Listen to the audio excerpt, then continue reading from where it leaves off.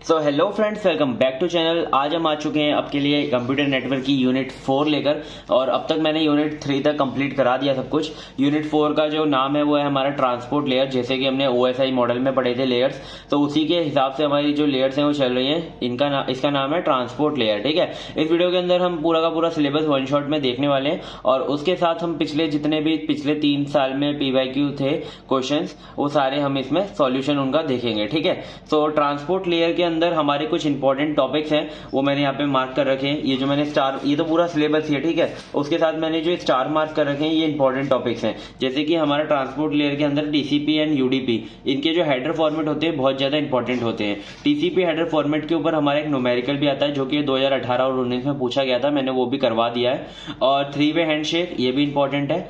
और इसके अंदर इंपॉर्टेंट है TCP कंजेक्शन कंट्रोल। ठीक है, सो इन सबको हम सबको ही देखेंगे। ठीक है, पर मैं आपको बोलूंगा कि अभी एग्जाम आने वाली है ना, तो आप पहले इन टॉपिक्स को अच्छे से कर लेना। ठीक है, और अगर आप ऐसे ही चैनल पे कंटेंट और देखना चाहते हो तो आप प्लीज चैनल को सब्सक्राइब कर लो, क्योंकि हम 6th सेमेस्टर और अभी इसके ऊपर 4th सेमेस्टर सब कुछ आएगा। मतलब ठीक है, पूरा बीटेक आ जाएगा इस चैनल के ऊपर। ठीक है, तो आप चैनल को सब्सक्राइब कर लो। और अगर आपको नोट परचेज करने हैं तो आप टेलीग्राम पे जाकर ज्वाइन करके वहां पे आप मैसेज आपको मिल जाएगा, वहां पे आप मेरे को मैसेज कर सकते हो। ठीक है, सबसे पहले अगर हम ट्रांसपोर्ट लेयर की डेफिनेशन देखें, ट्रांसपोर्ट लेयर क्या है हमारी? It is the second layer in the TCP model. हमारा जो TCP IP मॉडल होता है उसके अंदर ये तो हमारी सेकंड लेयर होती है और 4th लेयर होती है OSI मॉडल के अंदर। ठीक है, ये दोनों मॉडल हमने फर्स्ट यूनिट के अंदर पढ़े थे। It is an end to end layer, ये हमारी एक एंड टू एंड लेयर है, use to deliver messages to the host. ठीक है, ये किसके लिए यूज होती है? डिलीवर करने के लिए मैसेजेस को। ठीक है, तो देखो अब हम इसकी वर्किंग देखेंगे, working of transport layer. The transport layer takes services from the application layer। ये एप्लीकेशन लेयर से सर्विसेज को लेती है और प्रोवाइड करती है सर्विसेज किसे? नेटवर्क लेयर के। यानी कि हमारी जो ट्रांसपोर्ट लेयर होती है उससे पहले हमारी एप्लीकेशन लेयर होती है। एप्लीकेशन लेयर से ट्रांसपोर्ट लेयर सर्विसेज को लेती है और फिर सर्विसेज को प्रोवाइड किसे कराती है? नेटवर्क लेयर को। मतलब उसके अंदर कुछ एड ऑन करके डेटा के अंदर फिर उसे किसे प्रोवाइड कराती है? नेटवर्क लेयर पे। ठीक है, सो देखो हमने जब OSI मॉडल पढ़ा था हमने देखा था सेंडर साइड पर भी OSI मॉडल होता है और रिसीवर साइड पे भी OSI मॉडल होता है। तो अगर सेंडर साइड पे जो हमारे OSI मॉडल होता है उसमें भी सारी लेयर्स होती हैं और रिसीवर साइड पे भी सारी लेयर्स होती हैं। सो एट द सेंडर साइड हमारी जो ट्रांसपोर्ट लेयर होती है वो क्या वर्क कर रही होती है? At the sender side it receive data from application layer. ये क्या करती है? एप्लीकेशन लेयर से हमारे जो डेटा है उसे रिसीव करती है। देन परफॉर्म सेगमेंटेशन, उसमें सेगमेंटेशन को परफॉर्म करती है। यानी कि जो डेटा होता है उसे क्या करती है? सेगमेंट्स में डिवाइड करती है। Divide the actual message into segments, adds to the source and destination port number. और उसके अंदर क्या क्या ऐड करती है? एक तो सोर्स नंबर ऐड करती है और एक पोर्ट नंबर ऐड करती है उसके अंदर। ठीक है, सोर्स पोर्ट नंबर और डेस्टिनेशन पोर्ट नंबर को ऐड करती है into the header of the segment. उसके अंदर एक हेडर भी होता है उसके अंदर, सेगमेंट के अंदर, जिसके अंदर पोर्ट नंबर होते हैं हमारे। Transfer the messages to the network layer, और फिर नेटवर्क लेयर पे क्या कर देती है? ट्रांसपोर्ट कर देती है मैसेजेस को। अगर मैं आपको अच्छे से समझाऊं तो यहाँ पे हमारी एप्लीकेशन लेयर से इस पे डेटा आया नेटवर्क लेयर, ट्रांसपोर्ट लेयर पे। ट्रांसपोर्ट लेयर ने क्या किया इसके अंदर? एक तो इसके अंदर सेगमेंटेशन किया। ठीक है, सेगमेंटेशन के साथ, सेगमेंटेशन के अंदर क्या आएगा? एक हेडर आएगा हमारा, और डेटा तो था ही हमारे पास पहले, यानी कि उसके अंदर एक हेडर ऐड कर दिया। उस हेडर के अंदर एक तो हमारा होगा सोर्स पोर्ट नंबर, ठीक है, और एक होगा हमारा डेस्टिनेशन पोर्ट नंबर। और इन सबको क्या कर देगी? ये इन सबको किसे भेज देगी? ये भेज देगी नेटवर्क लेयर के पास। ठीक है, सो आई होप आपको समझ में आ गया होगा एट द सेंडर साइड। अब रिसीवर साइड पे क्या होगा? It receive data from the network layer. अब रिसीवर साइड पे क्या करेगा? ये नेटवर्क लेयर से डेटा को ले रहा होगा, फिर उसे रीअसेंबल करेगा सेगमेंटेड डेटा को। अब हमारा जो डेटा है वो सेगमेंटेड में है, फिर उसे वो रीअसेंबल करना पड़ेगा। रीड इट्स हेडर, अब सारी जो इन्फॉर्मेशन है, पोर्ट नंबर वगैरह, वो किसके अंदर है? हेडर के अंदर है, तो उसे रीड करेगा। Identify the number and the forward the message to the appropriate port in the application layer. अब उस हेडर के अंदर एड्रेस होगा और उस एड्रेस को मतलब देखकर उसे आइडेंटिफाई करके एप्रोप्रिएट, मतलब जो सही एप्लीकेशन लेयर है उसे पहुंचा देगा। ठीक है, अब देखो functions of transport layer. Transport layer के हमारे कुछ फंक्शंस होते हैं जिसे हम पूरे यूनिट के अंदर देखने वाले हैं। Process to process delivery, multiplexing, demultiplexing जो कि हम यूनिट 1 के अंदर देख चुके हैं, conjunction control, data integrity, error correction and flow control. Error correction भी हम देख चुके हैं, ठीक है, और फ्लो कंट्रोल भी हम देख चुके हैं। तो इन सबको हमें देखना है। जल्दी से हम स्टार्ट करते हैं, इसे फंक्शंस को एक एक करके देखते हैं। तो सबसे पहले हमारा प्रोसेस टू प्रोसेस डिलीवरी, इसे हम पोर्ट टू पोर्ट डिलीवरी भी कहते हैं, ठीक है। दोनों में से कोई भी आए, आपको यही समझा के आना अच्छे से। अब process is an application program running on host, ठीक है। अब जो हमारा होस्ट होता है, जो कि हमने टोपोलॉजी में हमने देखे थे, ये जो होस्ट कनेक्टेड रहते हैं नेटवर्क में, ठीक है। तो ये जो हमारा A1, A2, A4, A3 ये क्या है, हमारे होस्ट है, ठीक है। अब इन होस्ट के ऊपर क्या है, बहुत सारी एप्लीकेशन रन हो रही होती है। जैसे कि आपका एक सिस्टम है कंप्यूटर, उस पर क्या है, बहुत सारी application at one time run हो रही होती है, ठीक है। तो उन एप्लीकेशन को क्या कहता है, प्रोसेस कहते हैं। The data link layer perform node to node. अब जो हमारी डेटा लिंक लेयर होती है वो क्या परफॉर्म करती है, नोड टू नोड डिलीवरी। और नेटवर्क लेयर क्या परफॉर्म करती है, होस्ट टू होस्ट डिलीवरी करती है, ठीक है। अब देखो यहाँ पे हमारे बहुत सारे नोड है, होस्ट है, ठीक है। बीच में हमारे कुछ राउटर लगे हैं, यहाँ पे हमारे कुछ होस्ट है और इनके बीच में क्या कनेक्शन हो रहा है, ठीक है। अगर हम एक होस्ट से एक राउटर पे जब पहुंचाते हैं कोई भी डेटा, तो उसे कहते हैं नोड टू नोड डिलीवरी, ठीक है। अगर हम एक होस्ट से दूसरे होस्ट पे डेटा पहुंचाते हैं तो उसे कहते हैं होस्ट टू होस्ट डिलीवरी, ठीक है। और अगर हम उस होस्ट के अंदर जो एप्लीकेशन है, उस एप्लीकेशन से दूसरी एप्लीकेशन पे जब डेटा प्रोवाइड कराते हैं, उसे कहते हैं पोर्ट टू पोर्ट डिलीवरी, ठीक है। ये ट्रांसपोर्ट लेयर क्या कराता है, पोर्ट टू पोर्ट डिलीवरी कराता है। आई होप आपको समझ में आ गया होगा, ठीक है। The transport layer is responsible for delivering of the packet part of the message from one process to another, ठीक है। अब ट्रांसपोर्ट लेयर के अंदर दो मेन प्रोटोकॉल्स हैं, TCP and UDP, transmission control protocol and user datagram protocol. अब देखो transmission control protocol हमारा बहुत ज्यादा इंपॉर्टेंट है, यूजर डेटाग्राम भी इंपॉर्टेंट है, लेकिन मतलब ट्रांसमिशन ज्यादा इंपॉर्टेंट है, ठीक है। इसे आपको अच्छे से पढ़ना है।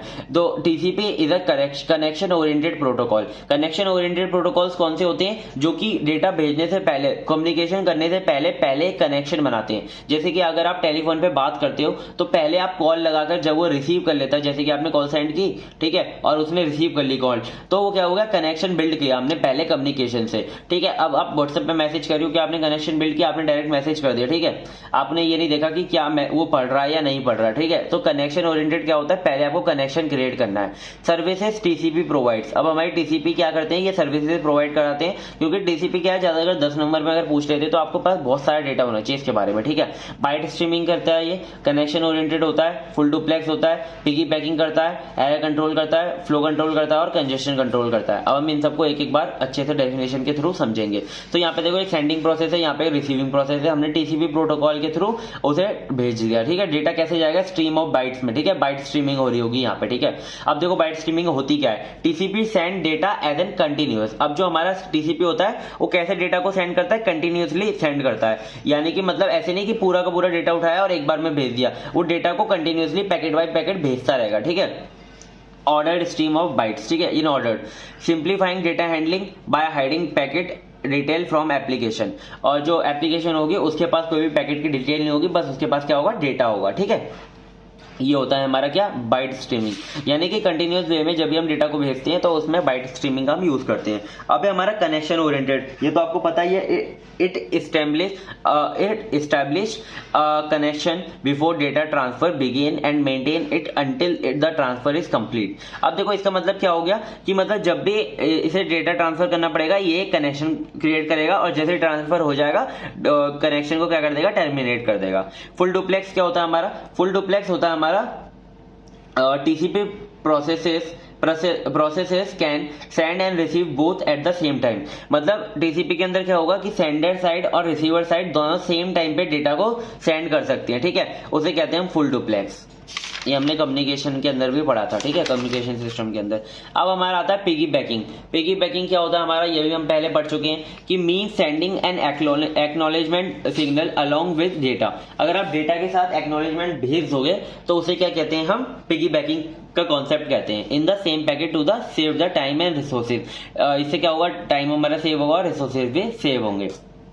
अब आता है हमारा एरर कंट्रोल। ये तो आपको पता ही है, TCP ensure data is send and received accurately by detecting error, requesting retransmission and confirming successfully delivery. ठीक है, अब देखो ये क्या करता है, एरर कंट्रोल भी करता है कि एरर को डिटेक्ट करेगा, अगर है एरर तो उसे रिट्रांसमिशन करने के लिए बोलेगा, और जब आपकी कंफर्म हो जाएगी डिलीवरी तो उसे एक एक्नॉलेजमेंट भी भेज देगा। अब आता है flow control. Message the rate of the data transmission between sender and receiver to prevent overwhelm, ensure smooth communication. ठीक है, फ्लो कंट्रोल मतलब कि आपका रेट क्या है डेटा का, मतलब कि जैसे आपने कोई टाइम ले लिया, कितने पर सेकंड पर या फिर कितने पर मिनट पर आपका कितना बाइट्स या बिट सेंड हो रही है एक साथ। ठीक है, उसे हम फ्लो कंट्रोल कहते हैं। तो हम फ्लो कंट्रोल किसके लिए यूज करते हैं कि हमारे फ्लो को, डेटा के फ्लो को मैनेज करने के लिए, जिससे कि एक साथ बहुत ज्यादा डेटा ना हो जाए कहीं पर और स्मूथ कम्युनिकेशन हमारा हो। कंजेक्शन कंट्रोल क्या होता है, कंजेक्शन का आपको मतलब पता है कि मतलब कैपेसिटी से ज्यादा कोई चीज होना वहां पर, तो उसे कंजेक्शन कहते हैं। और उस चीज को कैसे हम कंट्रोल कर सकते हैं उसे कहते हैं congestion control. It refer to the technique that can either prevent congestion before it और आफ्टर इट हैपन। ठीक है, या तो उसे पहले, या तो उसके होने से पहले उसे कंट्रोल कर लो, या तो उसका होने के बाद उसे रिमूव करो। ठीक है, अब देखो यहाँ पे हमारा मेन कॉन्सेप्ट आता है टीसीपी हेडर फॉर्मेट, जो कि हमारा 2022 और 23 में पूछा गया था। ठीक है, टीसीपी हेडर फॉर्मेट बहुत ज्यादा इंपॉर्टेंट है। इसके अंदर आपको देखो ये 32 बिट का होता है, और इसके अंदर जो 32 बिट होती है वो कैसे होती है हमारी, सबसे पहले जो होता है हमारा सोर्स पोर्ट एड्रेस होता है जो कि 16 बिट के अंदर होता है, डेस्टिनेशन पोर्ट एड्रेस होता है जो कि 16 बिट के अंदर होता है, ये दोनों आगे 32 बिट में। अब फिर नीचे 32 बिट का सीक्वेंस नंबर होता है, एक्नॉलेजमेंट 32 बिट का होता है, फिर एच लेंथ होती है 4 बिट की, फिर रिसीव्ड बिट होती है 6 बिट की, फिर URG यानी कि जो हमारी अर्जेंट होती है, the value of urgent pointer, ये जो है ना हमारे, ये इसे कहते हैं कंट्रोल बिट्स या फिर फ्लैग्स। ठीक है, इसमें क्या होता है, 1 और more bit can set at the time. अब जो फ्लैग होते हैं ये सेट होते हैं कि बताने के लिए कि हमारा डेटा कैसा है। ठीक है, तो इसे हम कंट्रोल बिट भी कहते हैं। ये जो 6 होती हैं इनको आप समझो।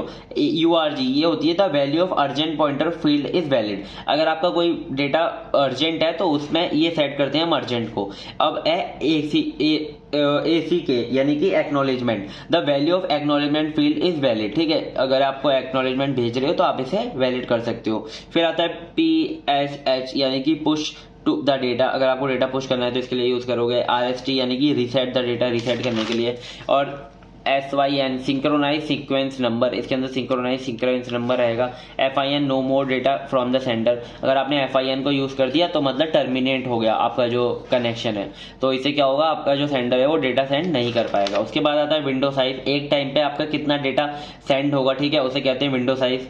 चेकसम, चेकसम के अंदर हमारी जो एरर कंट्रोल या एरर डिटेक्शन की जो बिट होती है वो होती है। अर्जेंट पॉइंटर, अब जो हमारा अर्जेंट पॉइंटर होगा वो इसके अंदर डेटा अरेंज करके देगा। जो आपका अगर आपका अर्जेंट पॉइंटर यहाँ पे वैलिड है तो इसके अंदर डेटा होगा, वरना ये 0 होगा। ऑप्शन एंड पैडिंग, ये तो ऑप्शनल होती है, अगर आपको कोई भी extra data, optional data add करना है तो आप यहाँ पर ऐड कर सकते हो। ऑप्शन के अंदर क्या क्या आ जाता है, एक तो मैक्सिमम सेगमेंट साइज आप ये ऐड कर सकते हो, टाइम स्टैम्प ऐड कर सकते हो। ठीक है, वो ऑप्शंस के अंदर ऐड करते हो।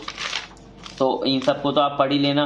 सोर्स पोर्ट हमारा क्या होता है, 16 बिट नंबर होता है आइडेंटिफाई करने के लिए एप्लीकेशन को। That TCP segment originated from within the sending host. ठीक है, ये सेंडिंग होस्ट से बनकर आता है और ये सोर्स पोर्ट होता है। ठीक है, यानी कि सेंडर का एक पोर्ट नंबर होता है, ये डेस्टिनेशन का पोर्ट नंबर होता है, यानी कि रिसीवर का पोर्ट नंबर होता है। ये सीक्वेंस नंबर होता है आइडेंटिफाई करने के लिए current position of first data byte, यानी कि आपकी जो पहली डेटा बाइट गई थी उसकी पोजीशन कहां पर है फिलहाल, है ना।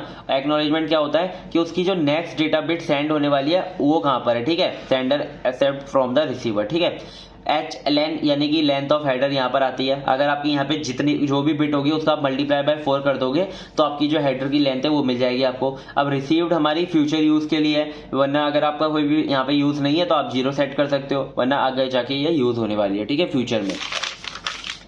और ये सब तो हमने देख लिया। विंडो साइज हमारा जो सेंडर की indicate the size of the sender receive window, यानी कि जो आपका रिसीवर है उसकी विंडो का साइज कितना है, यानी कि वो कितना डेटा एक साथ में सेंड रिसीव कर सकता है, उसकी साइज को हम विंडो साइज कहते हैं। चेकसम किसके लिए होता है, एरर चेकिंग और control the header and data. ठीक है, हेडर और डेटा के अंदर जो एरर चेकिंग होती है यानी कि एरर डिटेक्शन, एरर करेक्शन, वो वाली बिट कहाँ पे होती है, चेकसम के अंदर होती है। अर्जेंट पॉइंटर मैंने आपको समझा दिया और ऑप्शन भी बता दिया आपको। अब देखो हमारा TCP हेडर पे एक न्यूमेरिकल न्यूमेरिकल आता है जो कि बहुत ज़्यादा इंपॉर्टेंट है, जिसके लिए मैं आपको बता रहा था कि आपको ये याद करने हैं, आपको नंबर की सोर्स पोर्ट कितने में, सीक्वेंस नंबर कब है, कहाँ पर है, ठीक है। तो देखो न्यूमेरिकल में आपको एक हेक्साडेसिमल वैल्यू दी होती है और आपको ये वैल्यू निकालनी होती है, जैसे कि सीक्वेंस नंबर निकालना होता है, डेस्टिनेशन पोर्ट नंबर निकालना होता है, एक्नॉलेजमेंट, और मतलब सब कुछ निकाल सकते हो, ठीक है। ये सारी चीज़ें आप इस फॉर्मेट से आप निकाल सकते हो, ठीक है। अब देखो हेक्साडेसिमल जो नंबर होता है हमारा 4 बिट्स के अंदर रिप्रेजेंट होता है, यानी कि जो इसका एक नंबर है वो 4 बिट का है, ठीक है। अब देखो इसके अंदर अगर हमें ना, इसके अंदर सबसे पहले हमें निकालना है सीक्वेंस नंबर। तो इसके अंदर आपको ऐसे हेक्साडेसिमल के अंदर फॉर्मेट गिवन होगा, आपको इसके अंदर सबसे पहले क्या निकालना है, सीक्वेंस नंबर निकालना है। अब देखो यहाँ पे देखो आप सीक्वेंस नंबर कहाँ पर आ रहा है, सीक्वेंस नंबर आ रहा है हमारा 32 बिट के बाद आ रहा है सीक्वेंस नंबर। तो 32 बिट के बाद जो हमारा सीक्वेंस नंबर आ रहा है, ठीक है, उसके हम निकालेंगे। तो 32 बिट को कैसे देखेंगे, 4 करके देखेंगे, 4 4 8, 8 8 16 और 16 16 32। तो ये क्या हो गई, 32 हो गई। ये तो हमारा सोर्स पोर्ट और डेस्टिनेशन पोर्ट हो गया, ठीक है। और ये क्या है, ये हमारा सीक्वेंस नंबर। अब हमें ये डेसिमल में लिखना है, पहले हमने ये हेक्साडेसिमल में तो यहाँ पे लिख लिया, आप देख सकते हो ये हमारा सीक्वेंस नंबर आ गया। अब इसे अगर हमें डेसिमल में करना है तो हमें इसे बिल्कुल जैसे हम बाइनरी को करते थे ना डेसिमल में 2 की पावर से मल्टीप्लाई करके, तो इसके हमें हेक्साडेसिमल है तो ये 16 की पावर में जाएगा, ठीक है। जितनी भी आपकी यहाँ पे एंड पॉइंट होगा वो 0 से स्टार्ट होगा 16 के और आगे बढ़ता रहेगा। तो 1 × 16 की पावर 0 यानी कि 1, तो ये आ गई इसकी डेसिमल वैल्यू 1। ये हो गया हमारा सीक्वेंस नंबर। अब हमें नेक्स्ट निकालना है destination port number. Destination port number कौन सा होगा, डेस्टिनेशन पोर्ट नंबर आप देख सकते हो, ये तो हमारा शुरू के जो 16 बिट होते हैं वो सोर्स पोर्ट नंबर होता है, नेक्स्ट 16 बिट होती है हमारी डेस्टिनेशन पोर्ट नंबर। तो 0017 के आगे डेस्टिनेशन पोर्ट नंबर आ गया। तो देखो यहाँ पे 0017 डेस्टिनेशन पोर्ट नंबर आ गया, इसको हमें हेक्साडेसिमल को डेसिमल में कन्वर्ट करना है। तो हमने क्या लिख दिया, 7 × 16 की पावर 0 प्लस 1 × 16 की पावर 1, तो ये आ गया 23, ठीक है। ये आपने क्या लिख लिया, डेसिमल में से कन्वर्ट करके लिख लिया। अब हमें क्या निकालना है, एक्नॉलेजमेंट नंबर निकालना है। अब यहाँ पे देखो एक्नॉलेजमेंट नंबर कहाँ पर है, सीक्वेंस नंबर के बाद 32 बिट का क्या है, एक्नॉलेजमेंट नंबर है, ठीक है। तो एक्नॉलेजमेंट नंबर क्या आ रहा है हमारा, 000 आ रहा है, तो हमने 000 आ रहा है, इसे डेसिमल में कन्वर्ट करेंगे तो भी 000 आएगा, ठीक है। और क्या पूछा है, विंडो साइज पूछा है। अब आप देखो विंडो साइज कहाँ पर है, विंडो साइज हमारी नेक्स्ट 32 बिट में 16 बिट की लास्ट में, ठीक है। जो हमारी लीस्ट वाली है उसमें 16 बिट की है, यानी कि जो नेक्स्ट के जो इसके नेक्स्ट में जो 32 बिट होंगी उसके जो लास्ट के आखिरी 4 नंबर होंगे तो वो होंगी हमारी विंडो साइज, ठीक है। अब जो हमारी इसकी नेक्स्ट की जो ये वाली 32 बिट है इसमें जो 4 आखिरी के नंबर है 07FF, ये हमारा क्या है, ये हमारा विंडो साइज है, ठीक है। तो 07FF हमने ये लिख लिया। अब हम इसे कन्वर्ट कर लेते हैं डेसिमल के अंदर। तो देखो FF की वैल्यू होती है हमारी 15, ये आपने पढ़ा होगा 9 के बाद ABCD करके, तो A की वैल्यू 10, B की वैल्यू 11, ठीक है, ऐसे होती है। तो F की वैल्यू होती है 15, तो 15 × 16 की पावर 0 लिखेंगे, 15 × 16 की पावर 1 एंड 7 × 16 की पावर 2, इन सबको ऐड कर देंगे तो आएगा हमारा 2047, ठीक है। ये हमारा क्वेश्चन पूछा था 2018-19 में, 10 मार्क्स में आया था यार क्वेश्चन। अब इसके साथ आपका क्वेश्चन में बन और क्या क्या पूछ सकते हैं, एक तो आपका सोर्स पोर्ट नंबर पूछ लेगा, तो ये हमारा ये वाला हो गया सोर्स पोर्ट नंबर 0532, इसको मैंने डेसिमल में कन्वर्ट करके ये लिख दिया है, ठीक है। और एच यानी कि हेडर की लेंथ पूछ लेगा, तो हेडर की लेंथ यहाँ पे आप कैसे निकालेंगे, यहाँ पे आप देख सकते हो हेडर की लेंथ एक्नॉलेजमेंट नंबर के बाद जो नेक्स्ट पहली जो 4 बिट है यानी कि जो पहला नंबर है वो होगी हमारी हेडर की लेंथ। तो मैंने आपको पहले बताया था उसे 4 से मल्टीप्लाई कर दोगे तो हेडर की लेंथ आ जाएगी। तो यहाँ पे 5 आ रहा है, इसे हम 4 से मल्टीप्लाई कर देंगे यानी कि 20 क्या इसकी हेडर की लेंथ है। और रिसीव्ड एंड फ्लैग पूछ लेता है कभी कभी, रिसीव्ड तो आपका पता है आपको फ्यूचर यूज के लिए है, तो लेकिन फ्लैग में क्या पूछ लेता है कभी कभी, किस टाइप का ये सेगमेंट है, ठीक है, किस टाइप का सेगमेंट है। तो ये जो 6 होते हैं ना, इनमें से जो भी आपका मतलब 1 होता है वो उस टाइप का सेगमेंट होता है। अब देखो ये हम कैसे निकालेंगे, इसके बाद 32 बिट के बाद ये जो 32 बिट है इसके अंदर 4 बिट पहले की क्या आ गई, हेडर लेंथ आ गई। नेक्स्ट जो 12 बिट है वो क्या है, रिसीव्ड है, और ये जो कंट्रोल बिट्स हैं वो है, ठीक है। तो पहले की ये जो 8 बिट है यानी कि दो नंबर है, ये तो हमने अर्जेंट और एक्नॉलेजमेंट में दे दिए, ठीक है। ये देखो यहाँ पे जो 5 था ये हेडर लेंथ आ गया, और ये वाला क्या आ गया हमारा, ये वाला 00 क्या आ गया हमारा, रिजर्व बिट में आ गया और अर्जेंट एक्नॉलेजमेंट में आ गया। और नेक्स्ट क्या बचा, 2 बचा। 2 हमारा क्या आ रहा है, 2 हमारा आ रहा है push, reset, synchronize and FIN, ठीक है। अब इनको हम कैसे लिखेंगे, अब देखो 2 आ रहा है ना, आप 2 को कैसे लिख सकते हो, 2 को आप बाइनरी में क्या लिख सकते हो, आप ये भी तो लिखते हो 2 को, यही तो लिखते हो आप बाइनरी में 2 को, 2 की पावर 0, 2 की पावर 1, तो ये हो गया 2, तो ये कैसे आ गया 0 0 1 0, ठीक है। तो यहाँ पे जो लास्ट वाला बिट होता है वो होता है हमारा फिन, इसके बाद वाला जो बिट होता है वो होता है SYN सिंक्रोनाइज वाला, इसके बाद वाला बिट होता है हमारा रीसेट, इसके बाद वाला बिट होता है हमारा पुश। तो यहाँ पे H1 कहां पर आ रहा है, सिन पे आ रहा है, यानी कि सिंक्रोनाइज। तो ये कैसा सेगमेंट है, सिन वाला है, ठीक है, सिंक्रोनाइज सेगमेंट है। सो इसके नेक्स्ट क्या आएगा, चेकसम। चेकसम कितना आया हमारा, यहाँ पे आप देख सकते हो चेकसम है हमारा 16 बिट, ये हमारा 0 0 आ रहा है, तो चेकसम 0 आ गया, अर्जेंट पॉइंटर भी 0 आ गया। तो ये मतलब पूछ सकता है, पूछा नहीं था पेपर में, ये पूछे थे पेपर में, लेकिन अगर पूछे तो आप ऐसे निकाल सकते हो, ठीक है। तो आई होप मैंने ये जो न्यूमेरिकल था इसका करवा दिया है। नेक्स्ट हम देखते हैं टीसीपी कनेक्शन। अब देखो जो 3 वे हैंड शेकिंग है, जो आपका कनेक्शन ओरिएंटेड टीसीपी है, वो कैसा कनेक्शन ओरिएंटेड है, कैसा कनेक्शन इस्टेब्लिश करता है, 3 way hand shaking connection establish करता है, ठीक है। The connection establishment in TCP is called 3 way handshaking, ठीक है। अब देखो ये 3 वे हैंडशेकिंग होती कैसे है। सबसे पहले मैं आपको यहाँ पे ऐसे समझाना चाहूंगा, यहाँ पर एक हमारा क्लाइंट प्रोसेस होता है, और क्लाइंट प्रोसेस के अंदर एक हमारा एक टीसीपी लेयर होती है, ट्रांसपोर्ट लेयर होती है, सॉरी है। यहाँ पर हमारा सर्वर प्रोसेस है और इसके अंदर एक हमारी ट्रांसपोर्ट लेयर है, ठीक है। ये जो हमारा क्लाइंट प्रोग्राम होता है ये हमारा क्या होता है, एक्टिव ओपन होता है। लेकिन जो हमारा ये जो हमारा सर्वर प्रोग्राम होता है ये हमारा क्या होता है, पैसिव ओपन होता है। यानी कि ये हमेशा आपको डेटा भेजता नहीं रहेगा कि ले भाई ये अगर तेरे को यूनिट 4 देखनी है कंप्यूटर नेटवर्क की, ले भाई देख ले, यूनिट 5 देखनी है देख ले, ठीक है। जब आप सर्च करोगे जब भी तो देगा। तो ये क्या है, पैसिव ओपन है, एक्टिव ओपन नहीं है। ये अपने आप डेटा आपको प्रोवाइड नहीं कराएगा, जब आप डेटा मांगोगे तभी ये प्रोवाइड कराएगा, ठीक है। लेकिन ये एक्टिव ओपन, ये अपने आप डेटा क्या है, मांगेगा, ठीक है। और ये क्या करेगा, डेटा प्रोवाइड कराएगा, हमेशा प्रोवाइड नहीं करेगा, जब आप डेटा मांगोगे तो ये प्रोवाइड कराएगा। तो ये क्या है, पैसिव ओपन है या एक्टिव ओपन है, इसका मतलब ये होता है, ठीक है। अब देखो इसके अंदर कनेक्शन कैसे बनता है। तो इसके अंदर क्या होगा, सबसे पहले ये आपको एक सीक्वेंस नंबर भेजेगा, और मतलब सीक्वेंस नंबर भेजेगा और अपनी विंडो साइज भेज देगा कि मेरी 1000 की विंडो साइज है और मेरा सीक्वेंस नंबर ये है, ठीक है। अब ये क्या करेगा, ये इसे एक्नॉलेजमेंट करेगा। अब सीक्वेंस नंबर क्या था, 8000, इसने इसे एक्नॉलेजमेंट भेजा 8001 और एक सीक्वेंस नंबर भेज दिया 15000 और अपनी विंडो साइज भेज दी 500 कि मैं भैया 500 का ही डेटा ले पाऊंगा और भेज पाऊंगा, ठीक है।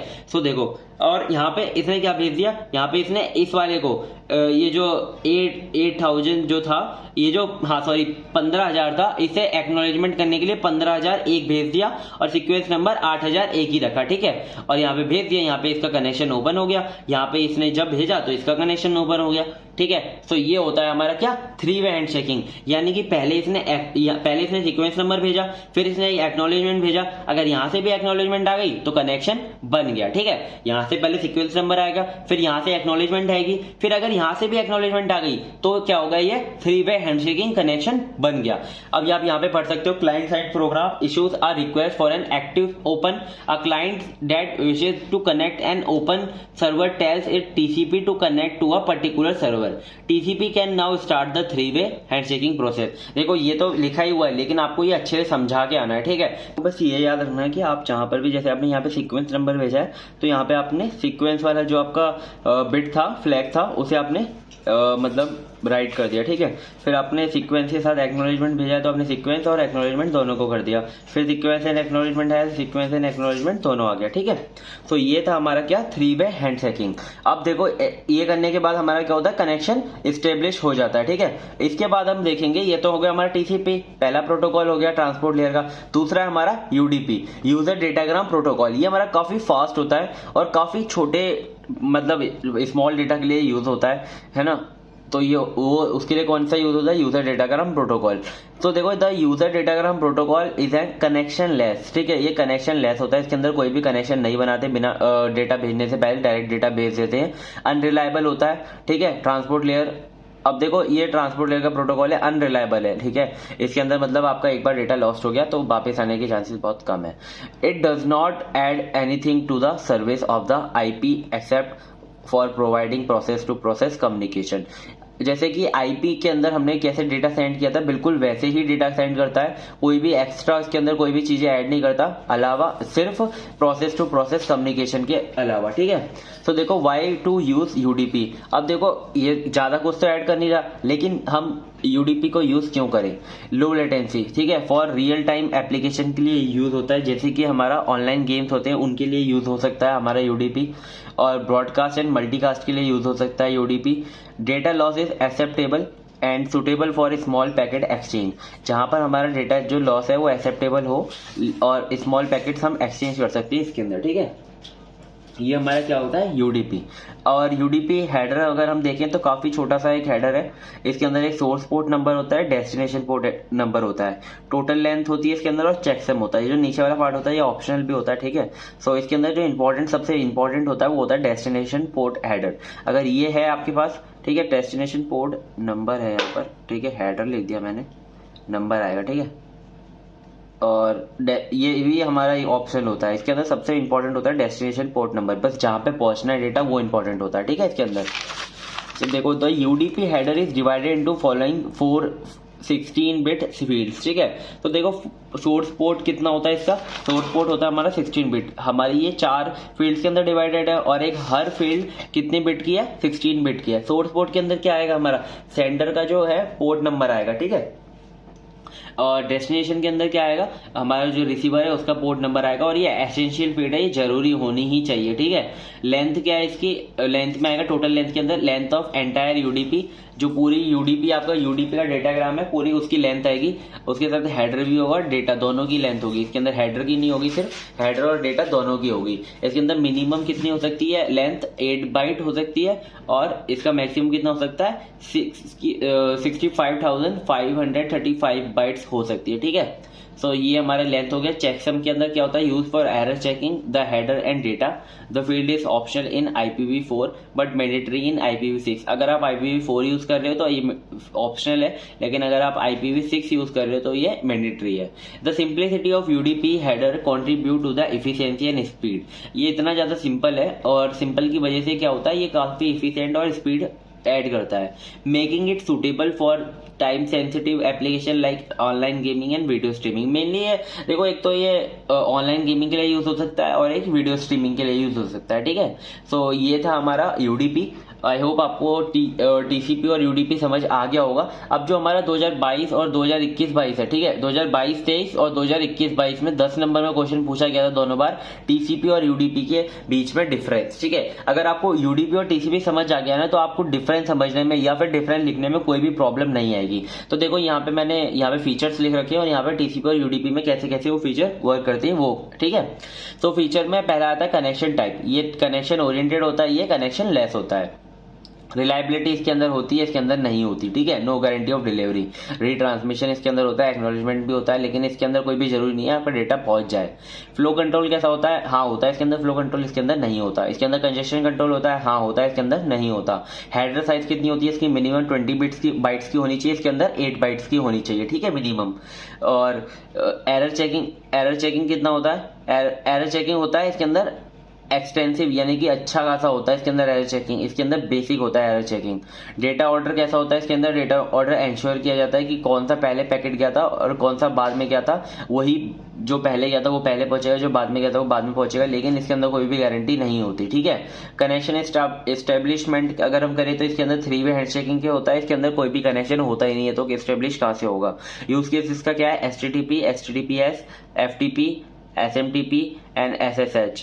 और इसके अंदर DNS, voice over IP, online gaming, live streaming, ये सब इसके क्या है यूज केसेस है, और इसके यूज केसेस ये हैं। ठीक है, तो आई होप अगर आपने ये समझ लिया ना तो आप ये आराम से अपने आप ही लिख दोगे। ठीक है, तो ये था हमारा टीसीपी और यूडीपी। टीसीपी और यूडीपी में अगर आपको डिफरेंस पूछता है ना, पहले आप थोड़ा सा टीसीपी को समझाना, फिर आप यूडीपी को समझाना, फिर आप उसके अंदर डिफरेंस लिखना। ठीक है, तो ऐसे लिख कर आया करो डिफरेंस, आप डायरेक्ट लिख देते हो ना थोड़ा छोटा पड़ जाता है और पूरे नंबर नहीं मिल पाते। ठीक है, टीसीपी विंडो मैनेजमेंट सिस्टम, ठीक है। इसके अंदर ये बहुत इंपॉर्टेंट है, विंडो मैनेजमेंट कैसे होती है कि आपकी जो रिसीवर साइड है या फिर है ना, तो रिसीवर साइड पे आपका कितना डेटा आपका रिसीव होगा वो कैसे मैनेज किया जाता है, ठीक है, उसका साइज कैसे मैनेज किया जाता है। Window management in the context of TCP refer to the process of controlling the flow of data between sender receiver, ensure efficient and reliable data transmission. इसका मतलब क्या होता है कि आप कंट्रोल करो कि कितना डेटा आपका फ्लो होगा, ठीक है, सेंडर और रिसीवर के बीच में। It involves managing the amount of data that can be sent before receiving the acknowledgement. Acknowledgement मिलने से पहले आपका डेटा कितना सेंड होगा उसे कहते हैं हम क्या, window management system. This mechanism help in optimizing network performance and preventing congestion, ठीक है। कंजेक्शन नहीं होगा अगर आपको पहले से ही पता होगा उसका साइज कितना, उसकी कैपेसिटी कितनी है, और ये नेटवर्क परफॉर्मेंस को क्या करेगा, ऑप्टिमाइज करेगा।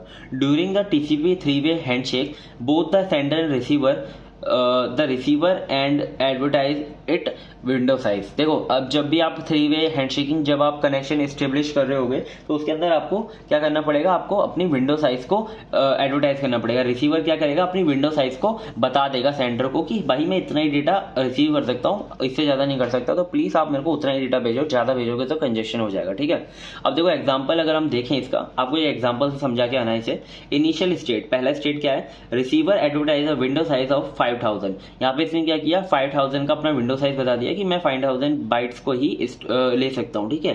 सेंडर ने क्या किया, सेंड अप टू 5000 बाइट, इसने डेटा कितना सेंड कर दिया, अप टू 5000 बाइट तक का डेटा सेंड कर दिया without waiting for the acknowledgement. उसने कोई भी एक्नॉलेजमेंट का वेट नहीं किया, उसने उसे विंडो साइज पता चल गया, उसने भेज दिया डेटा। ट्रांसमिशन कैसे हुआ, सेंडर सेंड इसने बिट सेंड कर दिया, रिसीवर प्रोसेस डेटा, उसने डेटा को प्रोसेस किया और एक्नॉलेजमेंट को सेंड कर दिया, और उसके साथ विंडो साइज को अपडेट कर दिया कि भाई मेरी अब कैपेसिटी हो गई है 3000 बाइट्स, मैं इतना ही डेटा ले सकता हूँ। फिर स्लाइडिंग विंडो की मतलब ऐसे ही चलता रहा, उसने नेक्स्ट सेगमेंट भेजा और इतना मतलब डेटा उसने अपडेट करता गया विंडो साइज को, ठीक है, तो ऐसे चला वो। अब देखो कंजेशन इवेंट कैसे होगा इसके अंदर, अगर कंजेशन होता है इसके अंदर तो क्या होगा, the sender reduce the congestion window size. अगर कोई भी कैपेसिटी से ज्यादा डेटा चले जाता है तो क्या करेगा, विंडो साइज को थोड़ा कम कर देगा सेंडर, और limiting the data rate until the network establish, और उसे थोड़ा डेटा को कम ही रखेगा जब तक कि नेटवर्क जो है एस्टेब्लिश वापिस से ना हो जाए, ठीक है।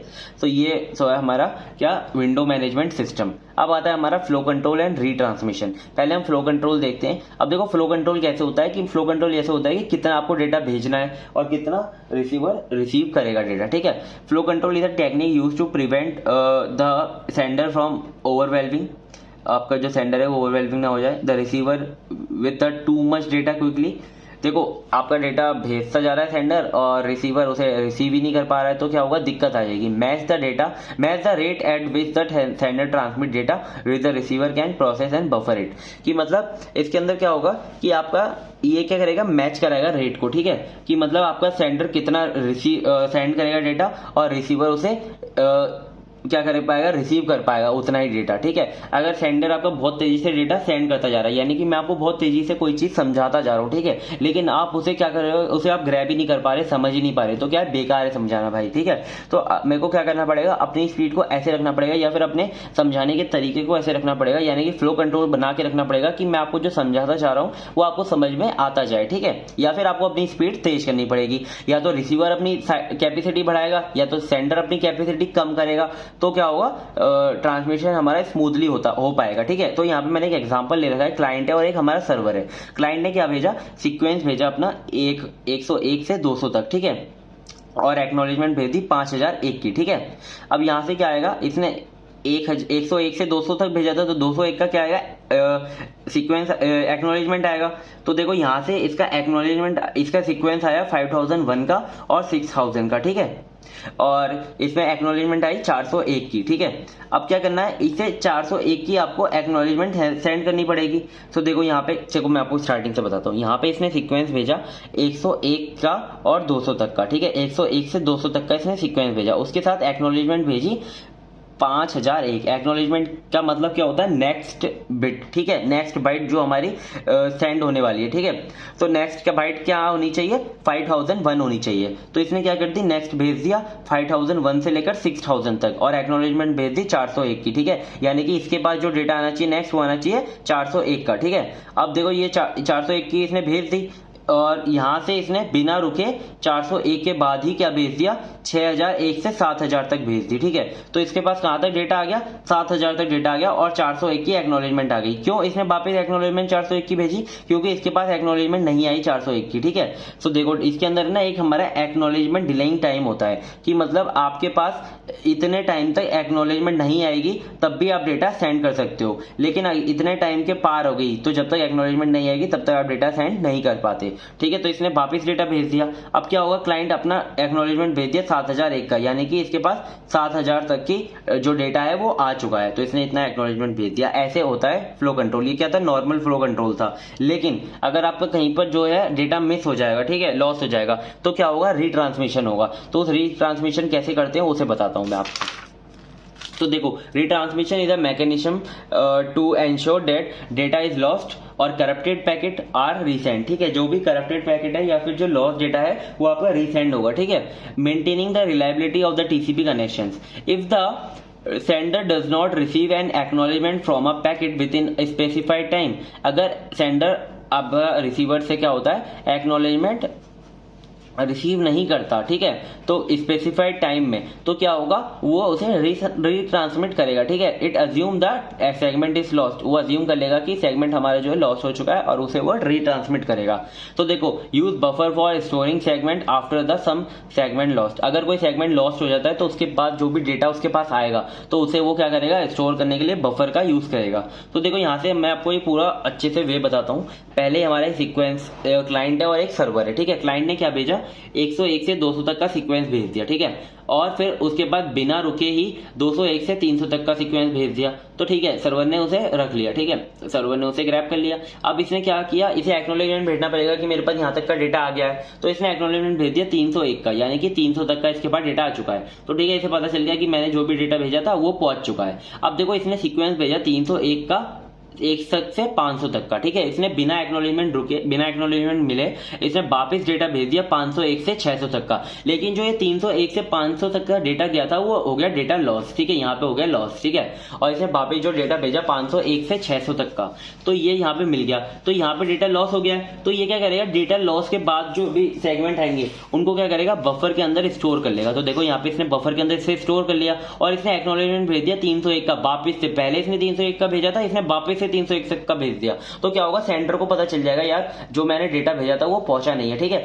वरना इसके पास एक्नॉलेजमेंट कितना आना चाहिए था, 601 का आना चाहिए था, लेकिन इसके पास 500 और 301 से 500 तक का ही नहीं पहुंचा। तो इसने क्या भेज दिया, वापस से सेम एक्नॉलेजमेंट भेज दिया 301 का। तो ये क्या करेगा, उसे रीट्रांसमिट करेगा जो पैकेट लॉस हो गया। तो इसने 301 से 500 तक का पैकेट रीट्रांसमिट कर दिया।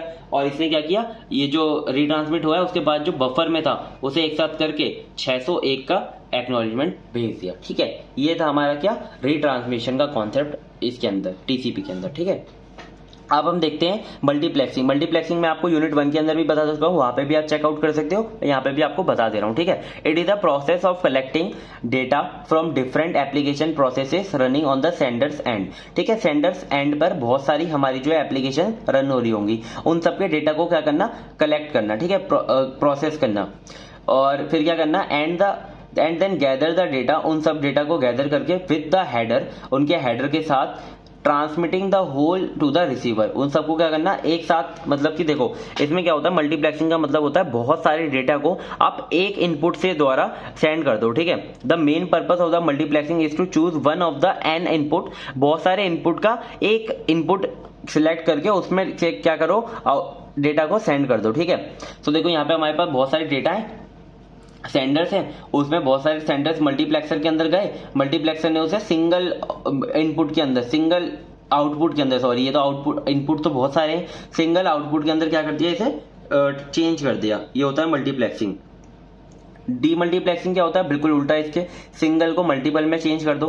Working of demultiplexing is just the receive of the multiplexing process and demultiplexing delivers the segment received from the receiver received from the receiver to the correct process of the application layer. अब जो इसके पास जो input layer जो single select हुई है इसे क्या करेगा, ये डीमल्टीप्लेक्स करेगा, यानी कि उसे वापस से बहुत सारे लेयर्स में कन्वर्ट करेगा और वो जो बहुत सारी लेयर्स हैं उन्हें सही एप्लीकेशन लेयर पे भेजेगा। ठीक है, ये होता है डीमल्टीप्लेक्सिंग का काम। ठीक है, मल्टीप्लेक्सिंग हमारी काफी तरह की होती है, जैसे कि हमारी एक होती है फ्रीक्वेंसी टाइम, जिसमें क्या होता है फ्रीक्वेंसीज में हमारा जो मल्टीप्लेक्सिंग है उसमें डिवाइड होता है। ठीक है, और एक होता है हमारा टाइम बेस्ड पर होता है, तो उसमें टाइम के हिसाब से डिवाइड होता है। एक होता है कोड बेस्ड पर, उसमें कोड के बेस पर डिवाइड होता है। तो मल्टीप्लेक्सिंग मैंने आपको दूसरी यूनिट में भी कराई थी और फर्स्ट यूनिट में भी कराई है, तो आप मल्टीप्लेक्सिंग को एक बार देख लेना। ठीक है, मल्टीप्लेक्सिंग का कॉन्सेप्ट तो वैसे इतना सही होता है, अगर ये 10 नंबर में अभी तक तो आई नहीं है, अगर आती है तो आप लिख के आ सकते हो। ठीक है,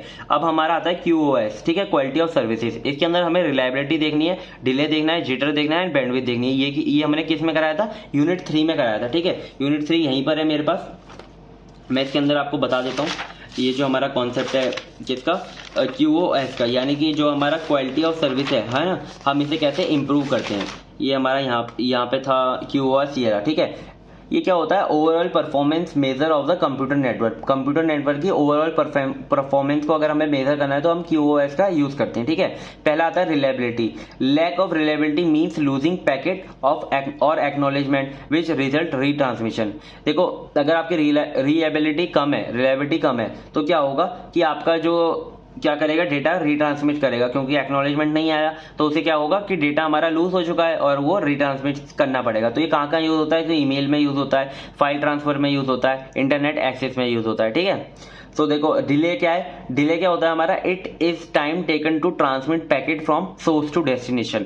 आपका सेंडर से रिसीवर तक कितना टाइम लग रहा है किसी भी चीज को भेजने में, यानी कि पैकेट को भेजने में, उसे क्या कहते हैं, डिले कहते हैं। फिर आता है जिटर। जिटर होता है वेरिएशन इन पैकेट डिले। ठीक है, अब आपने पहला जो पैकेट भेजा था उसका जो टाइम था और जो नेक्स्ट पैकेट भेजा था, उन दोनों में जो वेरिएशन आएगा वो होता है हमारा जिटर। ठीक है, जो डिले में वेरिएशन आएगा वो होता है हमारा जिटर। बैंडविड्थ क्या होती है, it is the number of bit send. ठीक है, जो आपकी नंबर ऑफ बिट आपकी कितने टाइम में, यानी कि 1 मिनट में कितनी नंबर ऑफ बिट सेंड हो रही है, वो होती है हमारी बैंडविड्थ। ठीक है, ये होता है हमारा क्वालिटी ऑफ सर्विस। तो अब यहाँ पे मैंने एक टेबल भी बना के दिखाई थी कि ये हमारी कौन कौन सी एप्लीकेशन है और किस किस के अंदर हमारे जो चीजें हैं वो मीडियम हो सकती हैं या हाई हो सकती हैं। ठीक है, तो देखो जैसे वीडियो वाला है, वीडियो के अंदर हमारी जो बैंडविड्थ है वो हाई होनी चाहिए। ठीक है, डिले आपका लो रहेगा और जिटर जो है आपका हाई रहेगा और लॉस आपका लो रहेगा। ऐसे ही आपका टेलीफोनी है, इसके अंदर बैंडविड्थ आपकी लो रह सकती है, लेकिन आपका डिले हाई होना चाहिए, जिटर हाई होना चाहिए और लॉस लो होना चाहिए। ठीक है, तो आप इस टेबल को देख सकते हो और इसे पढ़ सकते हो। ठीक है, इसमें आप 1-2 एग्जांपल अगर आप लिख कर आ जाओगे तो काफी अच्छा रहेगा। ठीक है, अच्छे नंबर आपको मिल पाएंगे। तो अगर हम नेक्स्ट देखें, हमारा नेक्स्ट हम कहाँ पे थे, ये हो गया क्वालिटी ऑफ सर्विस। अब हम देखेंगे टेक्निक फॉर इंप्रूविंग QoS। हमारी यूनिट 3 जो थी उसके अंदर नहीं था टेक्निक जो थी QoS की, लेकिन यूनिट 4 के अंदर है। ठीक है, सो ओवर प्रोविजनिंग। ठीक है, ओवर प्रोविजनिंग हमारी पहली टेक्निक है QoS को इंप्रूव करने की। पहला है हमारा increase the capacity of router. आपकी जो राउटर है उसे पहले से इंक्रीज करके रखो, उसकी कैपेसिटी को, जो आपका बफर स्पेस है उसे बढ़ा के रखो और बैंडविड्थ उसे भी बढ़ा के रखो। ठीक है, अगर आप इन सबको बढ़ा के रखोगे तो आपका क्या है, QoS आपका क्या होगा, इंप्रूव होगा। ठीक है, फिर आता है buffering. Flow can buffered on the receiving side before being delivered. ठीक है, आप क्या कर सकते हो, रिसीविंग साइड पे एक बफर लगा सकते हो, उसके अंदर आपका जो डेटा है उसे आप स्टोर करके रख सकते हो। Does not affect reliability and delay, या उसे अफेक्ट नहीं करेगा और स्मूथ जिटर भी आपका क्या रहेगा, स्मूथ रहेगा। ठीक है, ये होता है बफरिंग का कॉन्सेप्ट। अब है scheduling. At the switching for processing a good scheduling technique treat the difference flow in a fair and appropriate manner. कभी कभी क्या होता है, बहुत सारी जो डेटा होता है एक ही टाइम पर आ जाता है, बिल्कुल सेम टाइम पर आ जाता है, तो उसके लिए आपकी शेड्यूलिंग जरूरी होती है। FIFO, priority queuing. ठीक है, फीफो हमारी जो होती है उसके अंदर फर्स्ट कम फर्स्ट आउट होती है, और प्रायोरिटी क्यूइंग में क्या होता है, एक प्रायोरिटी एक नंबर होता है सबके पास। ठीक है, जिसकी प्रायोरिटी सबसे ज्यादा होती है उसे हम पहले भेज देते हैं। तो शेड्यूलिंग का मतलब यही होता है कौन सा पैकेट कब जाएगा। ठीक है, और होता है ट्रैफिक शेपिंग। ठीक है, it is a mechanism to control the amount and the rate of traffic send to the network. ठीक है, कितना नेटवर्क के पास ट्रैफिक हमारा सेंड होगा उसे कंट्रोल करने के मैकेनिज्म को क्या कहते हैं, ट्रैफिक शेपिंग कहते हैं। ठीक है, और इसके अंदर 2 हमारे एल्गोरिथम थे, लीकी बकेट और टोकन बकेट। दोनों हम यूनिट 3 के अंदर देख चुके हैं, तो आप वहां से आप पढ़ लेना। ठीक है, बहुत ज्यादा इंपॉर्टेंट है दोनों के दोनों। यूनिट 3 के अंदर तो आते ही रहते हैं ये कंजेशन कंट्रोल एल्गोरिथम के द्वारा, और इसके अंदर भी पूछे जाते हैं। ठीक है, अब देखो टीसीपी कंजेशन कंट्रोल, ये इंपॉर्टेंट टॉपिक है। ये तो यहाँ तक हमारा क्यूएस हो गया। टीसीपी कंजेशन कंट्रोल क्या होता है? Congestion occurs if the load offer to any network is more than its capacity. अगर आपकी कैपेसिटी से ज़्यादा अगर आपका लोड आ जाएगा, यानी कि आपकी कैपेसिटी तो है आपकी 4 बाइट्स की, लेकिन उसके अंदर आ गई 10 बाइट्स, तो क्या हो गया? कंजेशन हो गया। ठीक है, TCP uses an congestion window and congestion policy to avoid congestion. अब टीसीपी क्या यूज करता है? एक तो आप कंजेशन विंडो का यूज करता है और कंजेशन पॉलिसीज का यूज करता है अवॉइड करने के लिए कंजेशन को। ठीक है, अब कंजेशन विंडो क्या होती है हमारी? If the network can not delivery the data as fast as the send by the sender, it inform to the sender to slow down. देखो अगर आपका जो सेंडर है वो ज्यादा तेज जो डेटा है वो सेंड कर रहा है, लेकिन जो रिसीवर है उसे क्या नहीं कर पा रहा, उसे ग्रैब नहीं कर पा रहा। ठीक है, उसे स्टोर नहीं कर पा रहा, तो क्या होगा कि कंजेशन विंडो के द्वारा हम सेंडर को क्या बताएंगे कि भाई अपना जो फ्लो है उसे थोड़ा स्लो डाउन कर लो। ठीक है, if the network can not deliver the data, अगर जो हमारा नेटवर्क है वो डिलीवर नहीं कर पा रहा डेटा को as fast as send by the sender. ठीक है, नेटवर्क हमारा उतनी तेजी से डेटा को डिलीवर नहीं कर पा रहा, तो क्या करेंगे? हम सेंडर को इन्फॉर्म कर देंगे कि भाई अपना जो फ्लो है, आपका जो रेट है डेटा भेजने का, उसे थोड़ा स्लो डाउन कर लो। ठीक है, ये होता है हमारा कंजेशन विंडो। अब आया हमारे कंजेशन पॉलिसी। कंजेशन पॉलिसी हमारी होती है 3 फेज के अंदर। पहला होता है slow start phase. Slow start phase में क्या होगा? Start slowly, increment in exponential to threshold. ठीक है, थ्रेशोल्ड तक ये एक्सपोनेंशियली बढ़ेगा। पहले तो ये धीरे धीरे बढ़ेगा, फिर एक्सपोनेंशियली बढ़ेगा थ्रेशोल्ड तक। एक्सपोनेंशियली क्या होता है? 2 की पावर में बढ़ना, जैसे कि 2 की पावर 0, फिर 2 की पावर 1, 2 की पावर 2, या क्या बढ़ रहा है? एक्सपोनेंशियली बढ़ रहा है। ठीक है, अभी मैं ग्राफ के थ्रू समझाऊंगा तो समझ में आएगा। ठीक है, फिर आता है कंजेशन अवॉइडेंस फेज। ठीक है, जब वो थ्रेशोल्ड पे पहुंच जाएगा अपनी, जब यानी कि इतना तो डेटा वो सेंड कर ही रहा है। ठीक है, जब वो अपनी थ्रेशोल्ड पे पहुंच जाएगा तो क्या करेगा वो? After reaching the threshold increment by 1। ठीक है, फिर क्या होगा? वो लीनियरली बढ़ने लगेगा। ठीक है, इंक्रीमेंट कैसे होने लगेगा? 1 by 1, यानी कि उसके अंदर एक एक इंक्रीमेंट होता रहेगा। नेक्स्ट हमारा कंजेशन डिटेक्शन फेज। ठीक है, कंजेशन अवॉइडेंस फेज तक तो हमारा क्या होता है? थ्रेशोल्ड के आने के बाद इंक्रीमेंट होगा 1 तक, लेकिन जैसे ही थ्रेशोल्ड के बाद मैक्सिमम वैल्यू आएगी, ठीक है, मैक्सिमम वैल्यू पे क्या आएगा? कंजेशन डिटेक्शन फेज आएगा, और जो हमारा सेंडर है गो बैक कर जाएगा किसके लिए? या तो वो स्लो स्टार्ट फेज के लिए पहुंच जाएगा, या तो कंजेशन अवॉइडेंस फेज पे पहुंच जाएगा। ठीक है, इसमें 2 केस होते हैं। अगर जो हमारा रीट्रांसमिशन है, जो हमारा डेटा का रीट्रांसमिशन है, अगर वो टाइम आउट की वजह से हुआ है, ठीक है, अगर यानी कि जो आपका एक्नॉलेजमेंट डायलिंग टाइम था वो खत्म होने के बाद आपका जो डेटा है वो सेंड हुआ है और एक्नॉलेजमेंट तब तक नहीं आया है, ठीक है, तो क्या करेगा? वो स्लो स्टार्ट फेज पे पहुंच जाएगा। जैसे कि मैंने आपको यहाँ पे बताया था कि हमारा एक एक्नॉलेजमेंट डिलेइंग टाइमर होता है। ठीक है, अगर इस टाइमर के बाद आपका एक्नॉलेजमेंट आता है, ठीक है, यानी कि इस टाइमर तक आपका एक्नॉलेजमेंट नहीं आता है, ठीक है, तो क्या होगा? आपका रीट्रांसमिशन होगा। अगर वो रीट्रांसमिशन इस टाइमिंग की वजह से हुआ है तो आपका क्या होगा? आपका जो सेंडर है कहां पर बैकआउट करेगा? स्लो स्टार्ट फेज पे बैकआउट करेगा। ठीक है, लेकिन जो आपका रीट्रांसमिशन है वो 3 डुप्लीकेट एक्नॉलेजमेंट की वजह से हुआ है। जैसे कि यहाँ पर हमने देखा था कि 301 जो आपका सिग्नल था वो एक्नॉलेजमेंट आया था, ठीक है, और ऐसे ही 301 वाला जो है वो 3 बार आ जाए, ठीक है, 3 बार डुप्लीकेट कर जाए, ठीक है, तो क्या होगा? हमारा जो सेंडर है वो गो बैक कहां पे कर जाएगा? कंजेशन अवॉइडेंस फेज पे कर जाएगा। ठीक है, ऐसे ये गो बैक करता है, या तो इस पे करेगा या तो ये इस पे करेगा। ठीक है, अब इसे हम एक ग्राफ के थ्रू समझते हैं।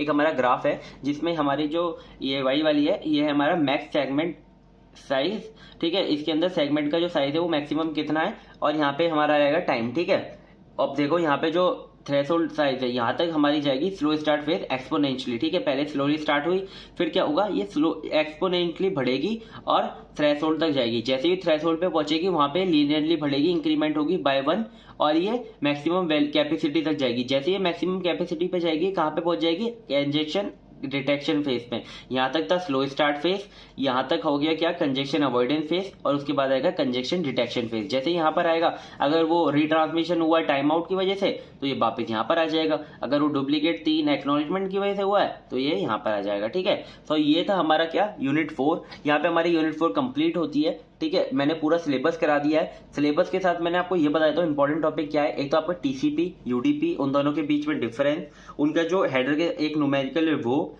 और कंजेशन कंट्रोल पॉलिसीज, ये इंपॉर्टेंट है। और उसके साथ आपके जो एक टॉपिक और था 3 वे हैंड शेकिंग। ठीक है, ये आपका इंपॉर्टेंट है। इन सबको अच्छे से कर लेना, और प्लीज मल्टी आइटम्स को प्लस 20 आइटम्स को सब्सक्राइब कर लो।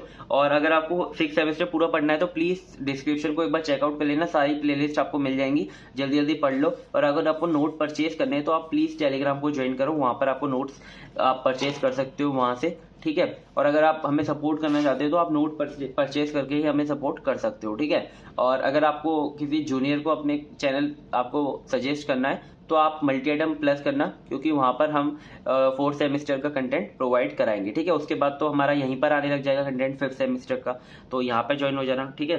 सो ठीक है, मिलते किसी नेक्स्ट वीडियो में, तब तक के लिए बाय बाय। और अगर आपको यहाँ तक वीडियो समझ में आई है तो प्लीज एक कमेंट करके जाना, क्योंकि कमेंट से बहुत अच्छा मोटिवेशन आता है अगर आपको एक्सप्लेनेशन समझ में आया है, ठीक है। और अगर आपके कोई सजेशन है तो आप दे सकते हो कमेंट बॉक्स के अंदर, ठीक है। मिलते हैं किसी नेक्स्ट वीडियो में, तब तक के लिए bye bye, thank you so much.